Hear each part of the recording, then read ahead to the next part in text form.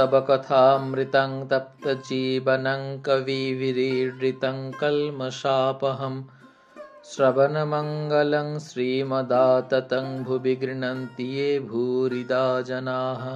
षष्ठ परिच्छेद तृतीय दर्शन। सर्वभूतस्थमात्मानं सर्वभूतानि चात्मनि इक्षते যোগযুক্তাত্মা সর্বত্র সমদর্শনঃ।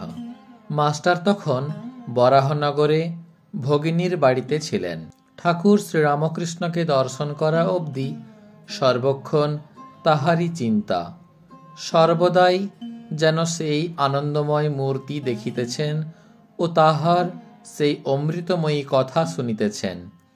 ভাবিতে লাগিলেন, এই দরিদ্র ব্রাহ্মণ কিরূপে এইসব গভীর তত্ত্ব অনুসন্ধান করিলেন ও জানিলেন, আর এত সহজে এই সকল কথা বুঝাইতে তিনি এ পর্যন্ত কাহাকেও কখনো দেখেন নাই। কখন তাহার কাছে যাইবেন ও আবার তাহাকে দর্শন করিবেন, এই কথা রাত্র দিন ভাবিতেছেন। দেখিতে দেখিতে রবিবার আসিয়া পড়িল। বরাহনগরের নেপাল বাবুর সঙ্গে বেলা ৩টা-৪টার সময় তিনি দক্ষিণেশ্বরের বাগানে আসিয়া পৌঁছিলেন। দেখিলেন সেই পূর্ব পরিচিত ঘরের মধ্যে ঠাকুর শ্রীরামকৃষ্ণ ছোট্ট তক্তপোশের উপর বসিয়া আছেন। ঘরে একঘর লোক। রবিবারে অবসর হইয়াছে, তাই ভক্তেরা দর্শন করিতে আসিয়াছেন। এখনো মাস্টারের সঙ্গে কাহারও আলাপ হয় নাই। তিনি সভা মধ্যে এক পার্শ্বে আসন গ্রহণ করিলেন। দেখিলেন ভক্ত সঙ্গে সহাস্য বদনে ঠাকুর কথা কহিতেছেন। একটি ঊনবিংশতি বর্ষ বয়স্ক ছোকরাকে উদ্দেশ্য করিয়া ও তাহার দিকে তাকাইয়া ঠাকুর যেন কত আনন্দিত হইয়া অনেক কথা বলিতেছিলেন। ছেলেটির নাম নরেন্দ্র। কলেজে পড়েন ও সাধারণ ব্রাহ্ম সমাজে যাতায়াত করেন। কথাগুলি তেজ পরিপূর্ণ, চক্ষু দুটি উজ্জ্বল, ভক্তের চেহারা। মাস্টার অনুমানে বুঝিলেন যে কথাটি বিষয়াসক্ত সংসারী ব্যক্তির সম্বন্ধে হইতেছিল। যারা কেবল ঈশ্বর ঈশ্বর করে, ধর্ম ধর্ম করে, তাদের ওই সকল ব্যক্তিরা নিন্দা করে। আর সংসারে কত দুষ্ট লোক আছে, তাদের সঙ্গে কিরূপ ব্যবহার করা উচিত, এসব কথা হইতেছে। শ্রীরামকৃষ্ণ নরেন্দ্রের প্রতি, নরেন্দ্র, তুই কি বলিস?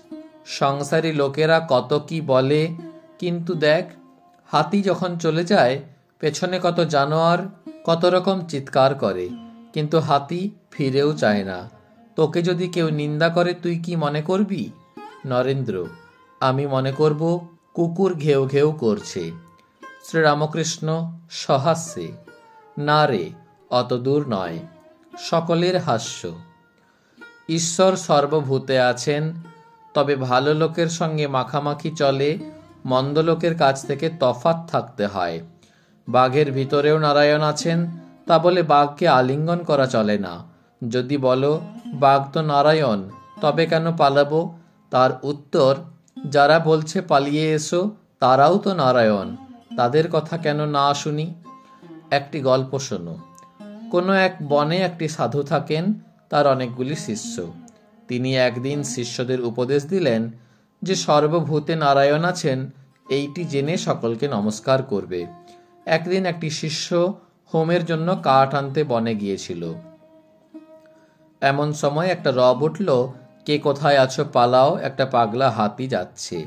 সবাই পালিয়ে গেল, কিন্তু শিষ্যটি পালালো না। সে জানে যে হাতিও যে নারায়ণ, তবে কেন পালাবো? এই বলিয়া দাঁড়িয়ে রইল। নমস্কার করে স্তব স্তুতি করতে লাগলো। এদিকে মাহুত চেঁচিয়ে বলছে, পালাও পালাও। শিষ্যটি তবুও নড়ল না। শেষে হাতিটা ছুঁড়ে করে তুলে নিয়ে তাকে একধারে ছুঁড়ে ফেলে দিল। শিষ্য ক্ষতবিক্ষত হয়ে ও অচৈতন্য হয়ে পড়ে রইল।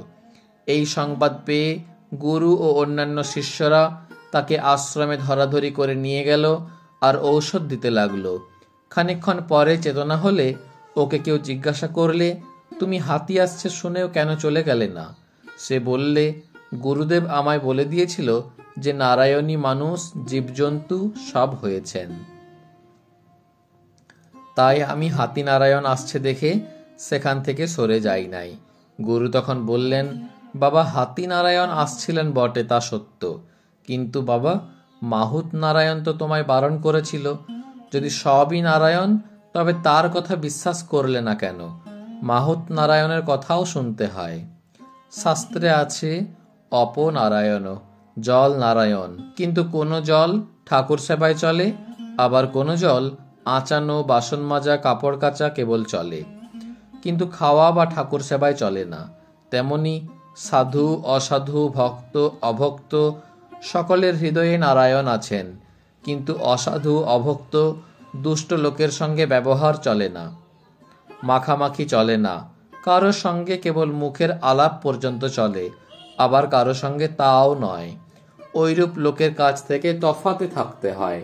ওং নিরঞ্জনং নিত্যমনন্তরূপং ভক্তানুকম্পাদ্রিত বিগ্রহং বৈ ঈশাবতারং পরমেশমিড্ডং তং রামকৃষ্ণং শিরসা নমামঃ।